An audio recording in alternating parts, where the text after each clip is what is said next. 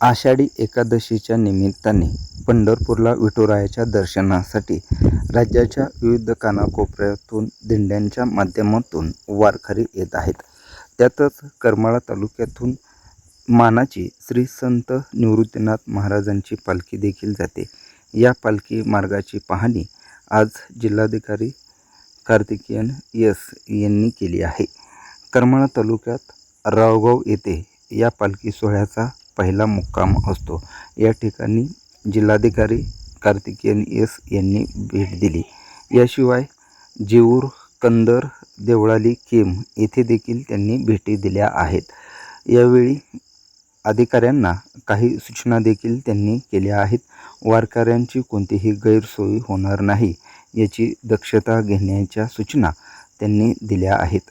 यावेळी प्रांताधिकारी जयश्री आव्हाड, करमाळ्याच्या तहसीलदार शिल्पाताई ठोकळे, करमाळा पंचायत समितीचे गटविकास अधिकारी डॉक्टर अमित कदम, करमाळा नगरपालिकेचे मुख्याधिकारी सचिन तपसे यांच्यासह सार्वजनिक बांधकाम विभागाचे अधिकारी व कर्मचारी देखील उपस्थित होते.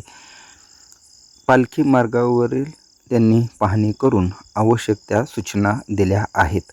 काही ठिकाणी रस्त्यांवर खड्डे असल्याचे निदर्शनास आले, त्यावेळी त्यांनी सर्व खड्डे बुजण्याचे आवाहन देखील केले आहे. आषाढी निमित्त पंढरीला येणाऱ्या वारकऱ्यांची कोणतीही गैरसोय होणार नाही, त्यांना सर्व सुविधा द्या अशा सूचना त्यांनी दिल्या आहेत. यावेळी करमाळा शहरातील दत्त मंदिर ते कोर्ट दरम्यानच्या रस्त्याची देखील त्यांनी पाहणी केली. या रस्त्यावरील खड्डे बुजण्याच्या सूचना देखील त्यांनी केल्या आहेत.